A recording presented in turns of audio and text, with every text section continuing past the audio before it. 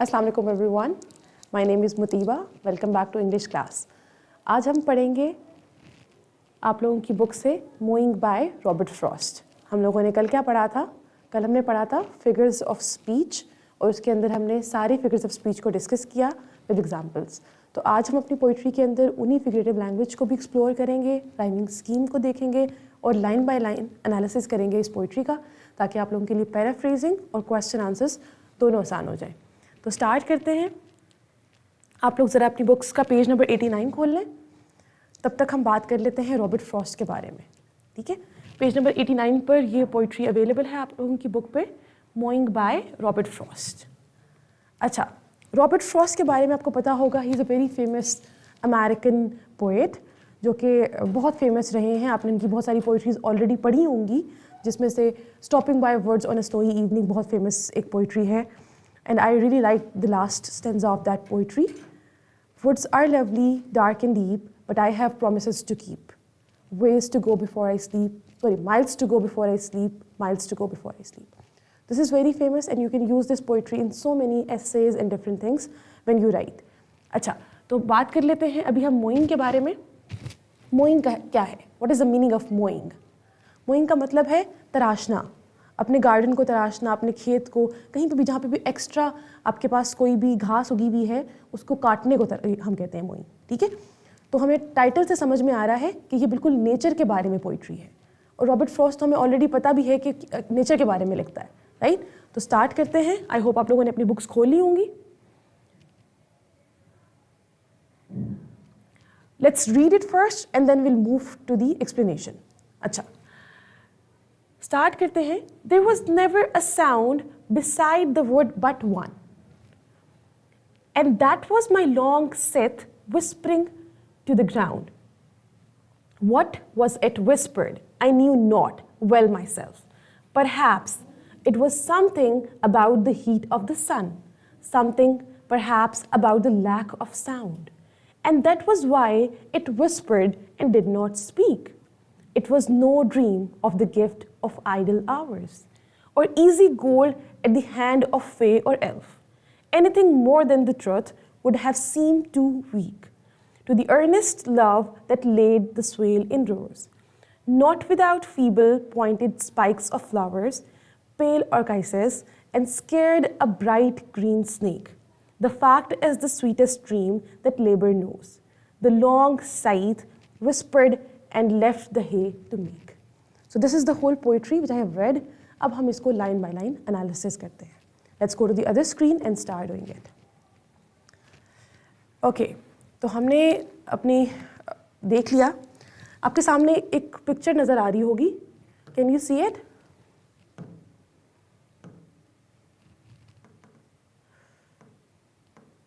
Yes, this one.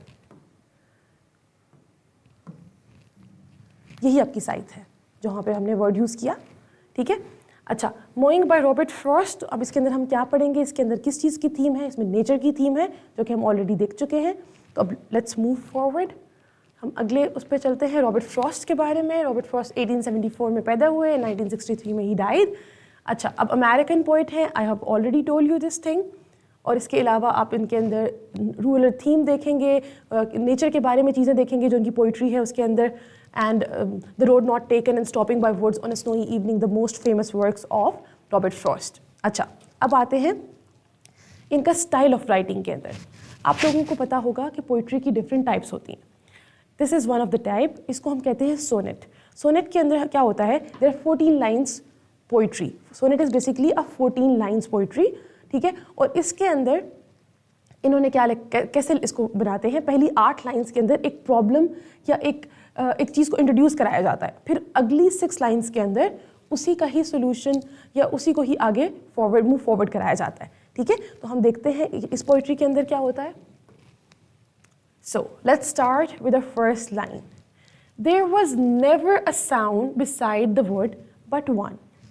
अच्छा, अगर अब आपको पहले देखें, देयर वॉज नेवर अ साउंड। नेवर का वर्ड हम यूज़ करते हैं एक्सट्रीम के लिए। There was not a sound, there was no sound, इस तरह का वर्ड नहीं है। There was never a sound, कि यहाँ पर कोई भी आवाज़ नहीं थी। ठीक है, तो ये क्या बताना चाह रहा है पोइट इसके अंदर कि वहाँ पर कोई आवाज़ नहीं थी, बिल्कुल खामोशी थी। beside the word but one. ठीक है, उस जंगल में, उस जगह पर, जंगल के पार, वहाँ पर कोई भी आवाज़ नहीं थी सिवाय एक आवाज़ के. ठीक है, अब ये सारी की सारी बात, there was never a sound beside the word. यहाँ तक की बात अगर हम देखें तो ये पूरी की पूरी बात हमें एक चीज़ की तरफ इशारा करी है कि कोई आवाज़ नहीं है लेकिन एक आवाज़ है. अब वो आवाज़ क्या है उस पर बहुत ज़्यादा एम्फेसाइज किया जा रहा है. ठीक है, तो सबसे पहले हम देखेंगे कि इसके अंदर कौन कौन सी टेक्निक्स यूज़ हो रही है. इस लाइन के अंदर इमेजरी क्रिएट हो रही है साइलेंस की. ठीक है, इमेज क्रिएट हो रहा है कि there was no sound, there was never a sound beside the words. ठीक है, तो क्या है, इमेजरी क्रिएट हो गई. अच्छा, अब आप अगर देखें, there was never a sound beside the word. वो साउंड. आपको याद होगा जब मैं आपको एलिट्रेशन पढ़ा रही थी कल, तो मैंने आपको बताया था कि एलिट्रेशन में ज़रूरी नहीं है कि आपके अल्फ़ाबेट सेम हो. आपके पास जो चीज़ सेम होनी चाहिए वो आपका साउंड है, वॉल साउंड है. ठीक है, तो हमारे पास वॉ साउंड यहाँ पर आ रहा है, फिर वॉ साउंड यहाँ पर आ रहा है, फिर वॉ साउंड यहाँ पर आ रहा है. ठीक है, even though the word is starting from O, लेकिन क्या है, साउंड वो आ रहा है. तो वो साउंड जब रिपीट हो रहा है तो इसका मतलब है कि एलिट्रेशन है. ठीक है, एलिट्रेशन की टेक्निक हमने कल पढ़ी थी. तो एलिट्रेशन इज ओवर हियर वो एंड वो. ठीक है, there was never a sound beside the word but one. Okay, अब इसके अलावा अगर आप इसकी टोन देखें तो बहुत ही कामनेस हमें नज़र आ रही है इसके अंदर, और नेचर का एलिमेंट नज़र आ रहा है. Let's move to the second line. And that was my long scythe whispering to the ground. अब क्या कह रहा है कि वो जो आवाज़ थी ना, there was never a sound beside the word but one. And that was my long scythe whispering to the ground. अब and हमें बता रहा है कि this is connected to the previous line. और ये क्या कह रहा है, वो जो साउंड था, जो आवाज़ आ रही थी, वो किस चीज़ की आवाज़ थी, उसकी साइद की. साइद तो दरांती कहते हैं उसको उर्दू में. ठीक है, आप लोगों ने देखा होगा घास काटने के लिए यूज़ की जाती है. तो 18th सेंचुरी के अंदर बहुत सी चीज़ें हमारे पास आ गई थी, मशीन्स वगैरह, moving machines and other things, लेकिन फिर भी कुछ इलाकों के अंदर साइद का इस्तेमाल होता रहा. और अगर हम अभी भी अपने रूरल एरियाज़ में देखें पाकिस्तान के, तो हमें पता है कि वहाँ पे भी साइद इस्तेमाल की जाती है, दरांती इस्तेमाल की जाती है. तो वो क्या कह रहा है कि जो आवाज़ आ रही थी ना वहाँ पर, वो किसकी आवाज़ थी, वो उसके उस टूल की आवाज़ थी.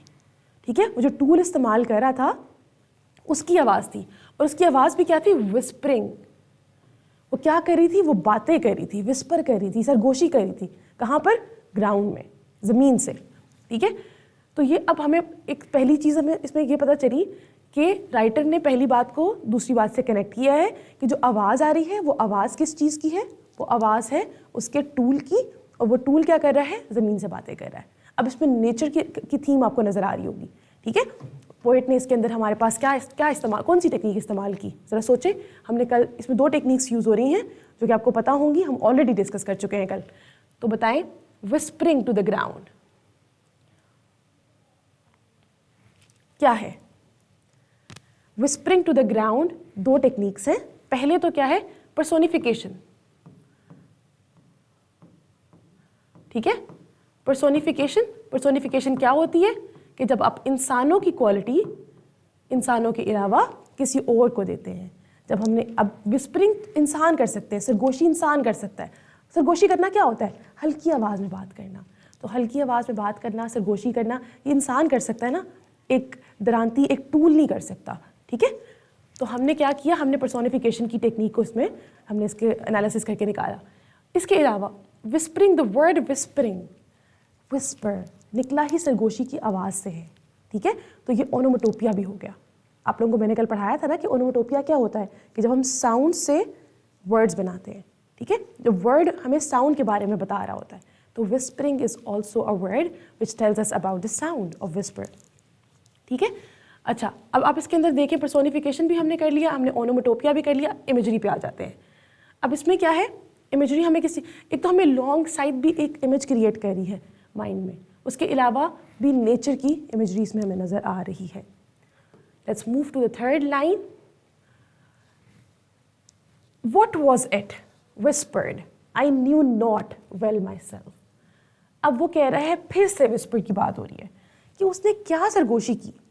अब जो साइथ है वो ज़मीन से क्या बात कर रही है, उसको नहीं पता कि उसका जो टूल है जो उसकी दरांती है वो ज़मीन से क्या बात कर रही है? I knew not well my self, कहता मुझे भी नहीं पता, ठीक है। Poet he himself didn't know about it, उसको नहीं पता था कि वो क्या बात कर रही है, लेकिन उसको ये पता था कि वो कुछ कह रही है। The speaker pauses reflecting on the deeper significance. अच्छा, अगर आप देखें तो it's a rhetorical question over here. Writer is asking a question to himself, वो अपने आप से एक सवाल पूछ रहा है, ठीक है। व्हाट वाज इट विस्पर्ड, उसने खुद ही क्वेश्चन किया और फिर उसके बाद खुद ही आंसर किया। I knew not well my self, ठीक है। He admits his own uncertainty, suggesting that nature's language is not always immediately clear, prompting a deeper personal inquiry. अब एक नेचर की चीज़ है, हमें नहीं पता कि वो क्या है, ठीक है। यूजुअली हमें नहीं पता होती, नेचर के राज हमें नहीं पता होते, उसी तरह राइटर को भी कुछ चीज़ें इसमें नहीं पता। अच्छा, फिर अगेन विस्पर, अगेन क्या है? पर्सोनिफिकेशन है। पर्सोनिफिकेशन क्या है? ह्यूमन क्वालिटी को नॉन ह्यूमन चीज़ को देना। तो अभी भी जो विस्परिंग ऑफ साइथ अभी तक कंटिन्यू चलती आ रही है थर्ड लाइन के अंदर भी, तो वो क्या है? वो पर्सोनिफिकेशन यहाँ पर हमें नजर आ रही है, ठीक है। फिर हम अपनी नेक्स्ट स्लाइड पे चलते हैं। अच्छा, अब वो एक इसको गेस कर रहा है नेक्स्ट लाइन के अंदर। If you see the first word of this line, perhaps it was something about the heat of the sun.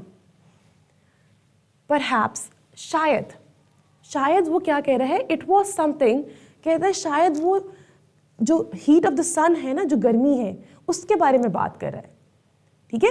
अब ये वो एक उसने अपनी तरफ से एक गेस करने की कोशिश की है, he is not sure about it, ठीक है। तो वो कह रहा है it was something about the heat of the sun. अब वो खुद से सोचने की बात कर रहा है, किसके बारे में बात कर रहा है?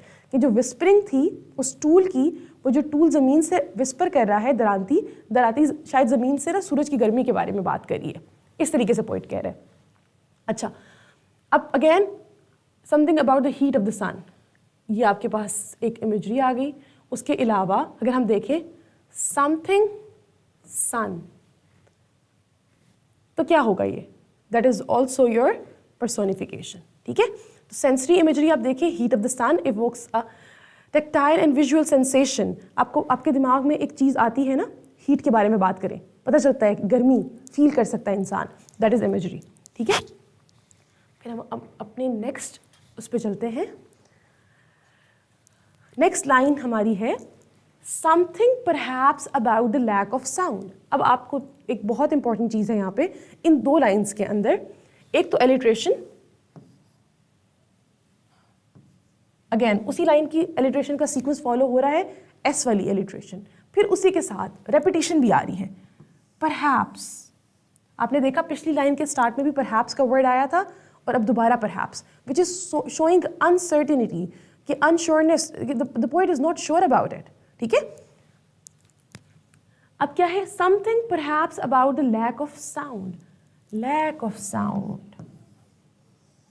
अब वो कहता है कि शायद वो जो दरांती है, साइथ है, वो शायद किसके बारे में बात करी? वो ये बात करी है कि वहाँ पे आवाज़ की जो मौजूदगी नहीं है, खामोशी, शायद वो खामोशी के बारे में बात करी है, ठीक है। पहले उसने कहा कि शायद वो बात करी होगी हीट ऑफ द सन के बारे में, या फिर वो अब बात करी होगी खामोशी के बारे में, लैक ऑफ साउंड के बारे में, कि कोई आवाज़ क्यों नहीं है, ठीक है, या आवाज़ की गैर मौजूदगी के बारे में बात करी होगी। अब ये देखिए, lack of sound, it's a paradox. क्या है कि एक लैक ऑफ साउंड और साउंड, आप एक बात करते हैं खामोशी के बारे में और खामोशी ख़त्म हो रही है, ठीक है। दो ऑपोजिट चीज़ें हैं, खामोशी और साउंड, ठीक है। और साउंड आ ही इसलिए रहा है कि बात किसके बारे में की जाए? खामोशी के बारे में बात की जाए, ठीक है। अच्छा, फिर हम आते हैं अपनी नेक्स्ट लाइन पे, and that was why it whispered and did not speak. अब वो कहता है कि इसीलिए, क्योंकि आवाज़ वहाँ पे मौजूद नहीं थी और शायद वो इसके बारे में बात करी कि वहाँ पे आवाज़ नहीं है, इसीलिए उसने बोला नहीं, उसने सरगोशी की। And that was why it whispered sorry and did not speak, कि उसने विस्पर किया, उसने सरगोशी की, उसने बोला नहीं।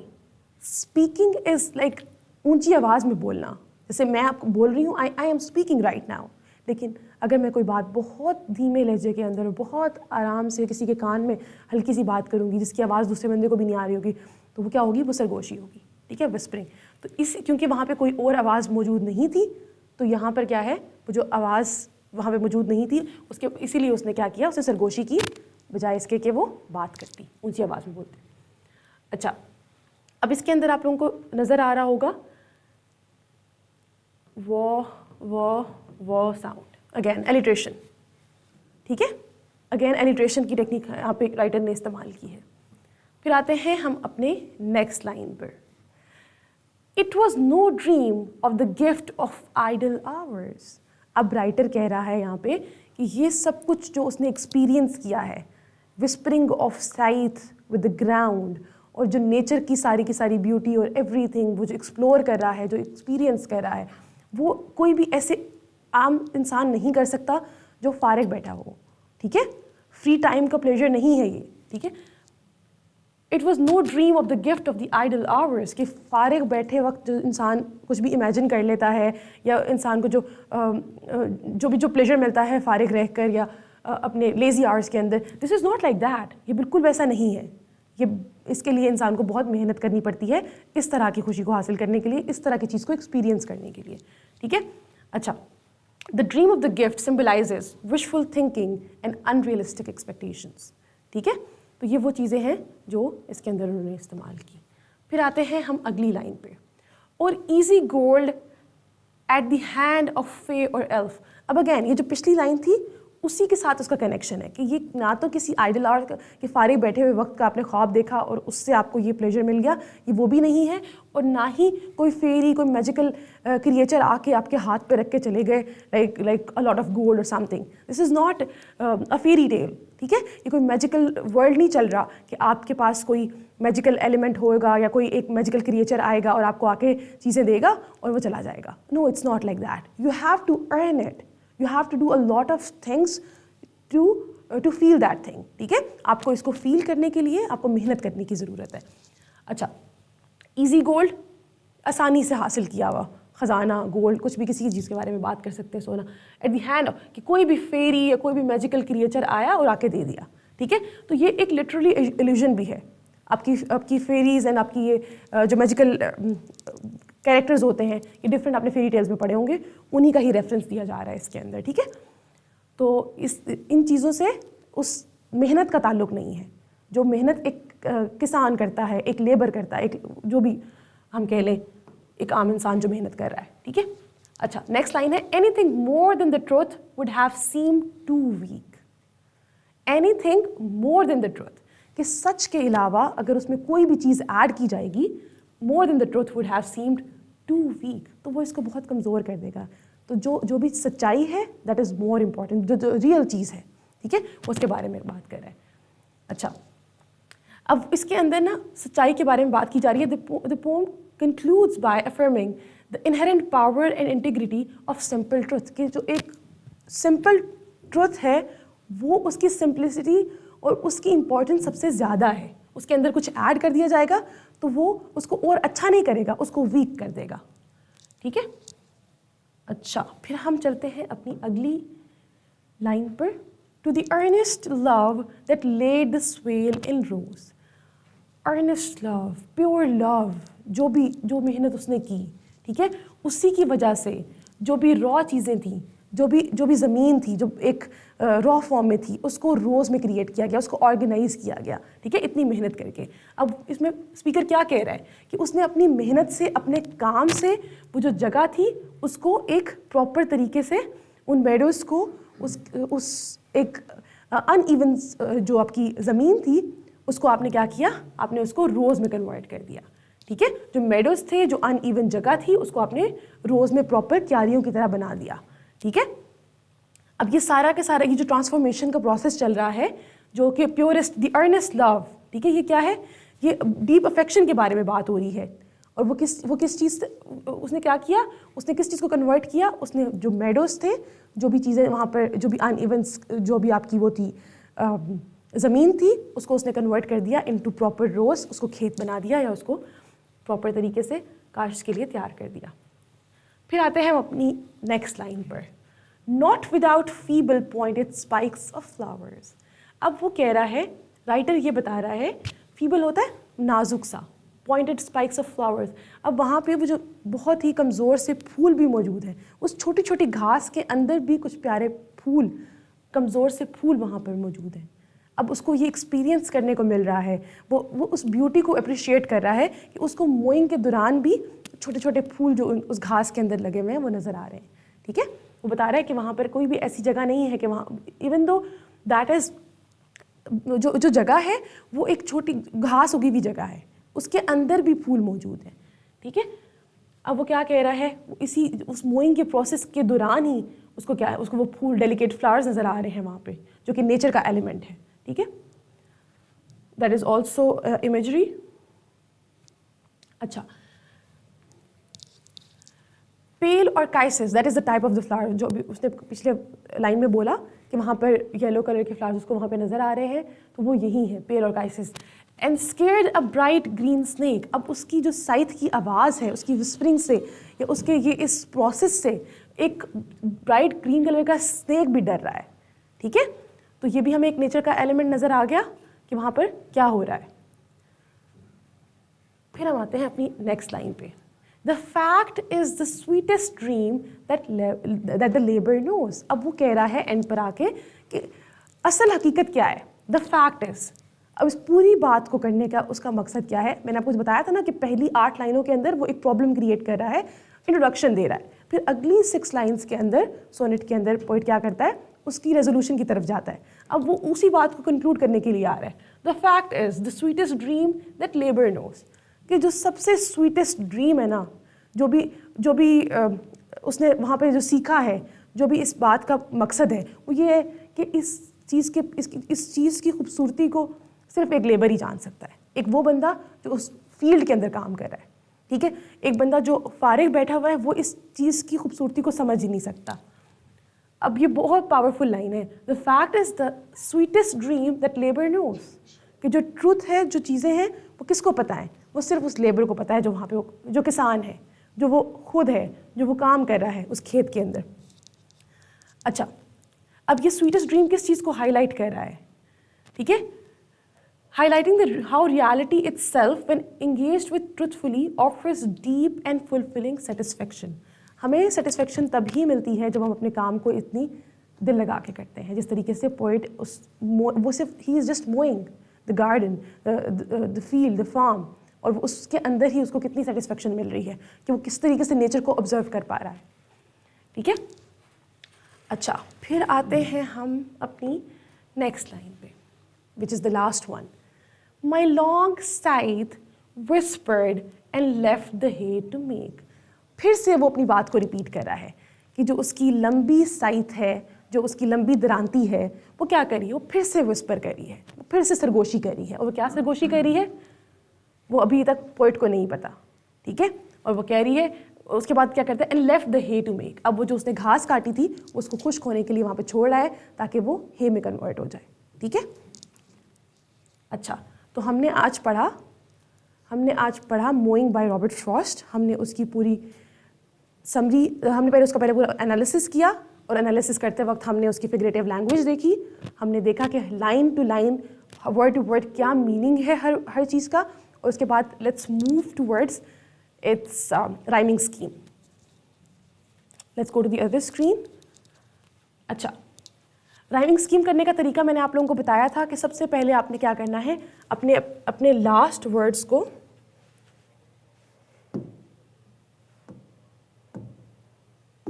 अपने लास्ट वर्ड्स को अंडरलाइन कर ले। सबसे पहले हर बच्चा अपनी बुक पे अपने लास्ट वर्ड्स को अंडरलाइन कर ले।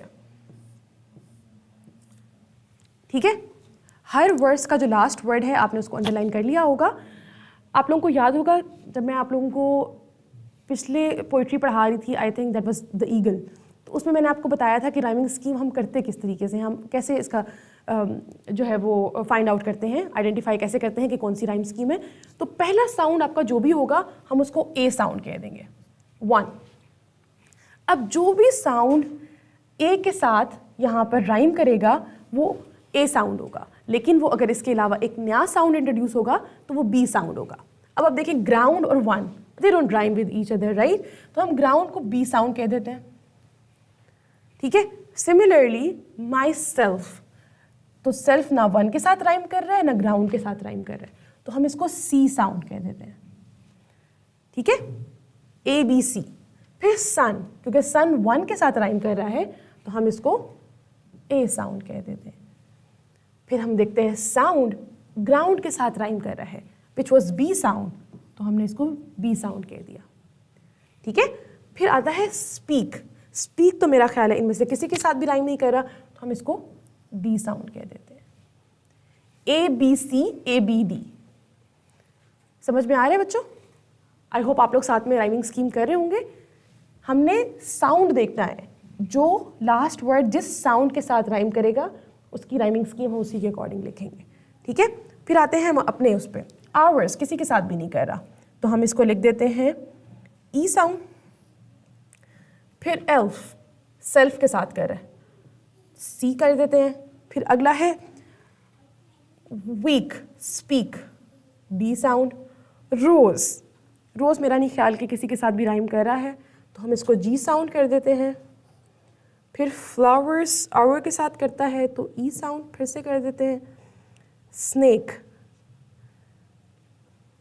जी के बाद कोई भी हमारे पास अभी तक साउंड नहीं आया तो हम इसको एच कर देते हैं। नोज, रोज के साथ कर रहा है G, snake and make H. This is the whole rhyming scheme of the poem, ठीक है। A B C A B D E C D G E H G H, okay. I hope आप लोगों ने इसकी rhyming scheme कर ली होगी। Let's move forward and see the whole poetry again. हम इसको थोड़ा सा फिर से डिस्कस कर लेते हैं। Okay, so there was never a sound beside the wood but one and that was my long scythe whispering to the ground. अगर आप अगैन इसको देखें, वॉ साउंड, वॉ साउंड, वॉ साउंड, वॉ साउंड, वॉ साउंड। हमारे पास इन दो लाइन्स के अंदर ही कितने ज़्यादा वॉ साउंड आओगे। फिर what was whispered well in the same line. तो एलिट्रेशन तो हमें नज़र आ रहा है कि बहुत ज़्यादा यूज़ हो रही है। एलिट्रेशन की टेक्निक राइटर ने बहुत ज़्यादा यूज़ की है इस पूरी सोनेट के अंदर, ठीक है। फिर उसके बाद अगर हम देखते हैं सा साउंड को, एस साउंड को, स, साइथ, समथिंग, सन, समथिंग, साउंड। अच्छा, अब एक और चीज़, रेपिटेशन यूज़ की है राइटर ने, परहैप्स, यहाँ पर भी परहैप्स, फिर समथिंग, समथिंग। तो हम ये देख सकते हैं कि राइटर ने काफ़ी वर्ड्स ऐसे हैं जो रिपीट किए हैं, जैसे विस्पर, जैसे समथिंग, जैसे हमारे पास एक और वर्ड था परहैप्स, ठीक है। ये वर्ड बहुत बार यूज़ हो रहा है इसके अंदर। परहैप्स एंड समथिंग 2 दफ़ा यूज़ हुए। On the other hand if we talk about whisper, तो आपने देखा कि यहाँ पे विस्परिंग की बात हुई, फिर यहाँ विस्परिंग की बात हुई, फिर विस्पर्ड की बात हुई, ठीक है, और फिर एंड पे दोबारा विस्पर की बात हुई, ठीक है। तो हमें ओनोमेटोपिया भी नज़र आ रहा है इसके अंदर, यही विस्परिंग आपकी ओनोमेटोपिया है, ठीक है। अच्छा, फिर उसके बाद इमेजरी और थीम ऑफ नेचर हमें नज़र आ रही है हर जगह पर इस पूरी पोइट्री के अंदर, ठीक है। अच्छा, अब हम इसकी फिर से एक दफ़ा से समरी कर लेते हैं या इसको रिवाइज कर लेते हैं क्योंकि हमने इसको पढ़ लिया है। There was never a sound beside the wood but one, and that was my long scythe whispering to the ground. तो राइटर इसमें कह रहा है कि वुड्स के आसपास, जंगल के आसपास, जंगल के उस पार, वहाँ पर कोई भी आवाज़ नहीं थी सिवाय एक आवाज़ के, और वो आवाज़ किस चीज़ की थी? वो उसकी टूल की थी, दरांती की आवाज़ थी, उसकी साइथ की आवाज़ थी। और वो क्या कर रही थी? वो साइथ विस्पर कर रही थी, वो सरगोशी कर रही थी। किससे? ज़मीन से, ज़मीन से सरगोशी कर रही थी। What was it whispered? I knew not well myself. अब वो खुद से क्वेश्चन करता है, एक रिथोरिकल क्वेश्चन करता है कि वो क्या सरगोशी कर रही थी। फिर खुद ही उसका जवाब देता है कि मुझे भी नहीं पता कि वो क्या बात कर रही थी। Perhaps it was something about the heat of the sun. शायद वो सूरज की गर्मी के बारे में बात कर रही थी। अब वो खुद से जवाब दे रहा है, ठीक है, वो खुद से गेस कर रहा है सिर्फ। फिर वो कहता है something perhaps about the lack of sound, लेकिन शायद वो वहाँ पे आवाज़ की गैर मौजूदगी के बारे में बात कर रहा है, शायद वो खामोशी के बारे में बात करी। And that was why it whispered and did not speak. अब इस बात पे वो थोड़ा सा अपने आप को उसने अपना माइंड बनाया है कि शायद वो इसी बारे में बात करी है, क्योंकि वहाँ पे आवाज़ है ही नहीं, कोई आवाज़ नहीं है, और वो बात भी सरगोशी करी है, बात नहीं करी, सरगोशी करी है, ठीक है। There is a difference between speaking and whispering, ठीक है। तो वो कह रहा है कि वो इसीलिए सरगोशी करी है, बोल नहीं रही क्योंकि वहाँ पे आवाज़ नहीं है। फिर वो कहते हैं it was no dream of the gift of idle hours. वो कह रहा है कि ये फारिग औकात में देखे गए ख्वाब की तरह नहीं है। उसमें ख्वाब में आपने एक चीज़ को देख लिया, ये उस तरीके का कोई तोहफा नहीं है कि आपने, जैसे आपको याद होगा विलियम शेक्सपियर ने अपनी डैफोडिल्स के अंदर जिस तरीके से अपनी उसमें लिखा था कि उस हर जब भी वो कुछ सोचता है, जब भी वो फ्री टाइम होता है तो वो उन डैफोडिल्स को इमेजिन करता है। तो वो ये कह रहा है कि इस तरीके से कोई ऐसी चीज़ नहीं है कि इंसान इमेजिन करे और वो चीज़ों को देखना शुरू कर दे। नहीं, वो कह रहा है कि ये एक ऐसी चीज़ है जो कि बियॉन्ड दैट है, ठीक है, ये उससे बालातर है। अब ये क्या है, लेट्स सी दैट। और easy gold at the hand of फे और एल्फ, ये कोई भी आसानी से कमाया गया ख़जाना नहीं है जो किसी फेरी ने आके या किसी मैजिकल एलिमेंट ने आके, किसी मैजिकल क्रिएचर ने आके आपको हाथ में दे दिया, ठीक है। ये इस तरह की कोई चीज़ नहीं है। फिर वो कहता है anything more than the truth would have seem too weak, anything more than the truth. अब वो कहते हैं कि सच के अलावा अगर इसके अंदर कोई भी चीज़ ऐड कर दी जाए ना तो वो उसको बहुत वीक कर देती है, ठीक है। फिर कहता है to the earnest love that laid the swale in rows. तो वो कह रहा है कि वो उस प्योर लव, उस मेहनत की वजह से, उस मेहनत से ही वो एक ज़मीन जो कि मेडोज़ की फॉर्म में होती है उससे उसके अंदर रोज़ क्रिएट हो जाती हैं और उसके अंदर आप कुछ भी उगा सकते हैं। फिर कहता है not without feeble pointed spikes of flower, कि वो ये इवन दो दैट्स ग्रास, वो जो मोइंग कर रहा है, वो जो गार्डनिंग कर जो वो कटिंग कर रहा है, वो कह रहा है वो बेशक घास काट रहा है लेकिन उसके अंदर भी एक इस छोटी सी घास के अंदर भी उसको कुछ फूल नज़र आ रहे हैं, ठीक है, जो कि उसको उसकी इस चीज़ को बता रहे हैं कि वो नेचर को कितना डीपली ऑब्जर्व करता है, ठीक है, पोइट के बारे में बता रहे हैं। अच्छा, not without feeble pointed spikes of flowers pale orchises and scared a bright green snake. अब वो ऑब्जर्व कर रहा है वहाँ पे, उसने क्या देखा, उसने फूलों को देखा और फिर उसने ये भी देखा कि एक ब्राइट ग्रीन कलर का स्नेक है जो उसकी साइड से डर गया है, जो उसकी दरांती से डर गया है, ठीक है, उसकी दरांती ने उसको डरा दिया। The fact is the sweetest dream that the labour knows. अब वो कहता है एंड पर आकर वो इस बात को कंक्लूड कर रहा है कि बात असल में यही है कि जो असल चीज़ है ना वो सिर्फ उस लेबर को पता है, जो स्वीटेस्ट ड्रीम है, जो इसका प्लेजर है, जो इस चीज़ की खुशी है, सेटिस्फेक्शन है, वो सिर्फ एक लेबर को पता है। अच्छा, my long scythe whispered and left the hay to make. और फिर वो कहता है कि मेरी जो साइथ है, जो मेरी दरांती है, उसने सरगोशी की और उसके बाद उसने जो घास काटी थी उसको उसने छोड़ दिया हे बनने के लिए, ठीक है, वो जो उसको खुश्क होने के लिए छोड़ दिया उसने। This is all about mowing by Robert Frost. इसकी प्रैक्टिस करिएगा, इसके क्वेश्चंस को सॉल्व करने की कोशिश करिएगा and will talk about it in the next class इंशाल्लाह। Thank you so much. अल्लाह हाफ़िज़।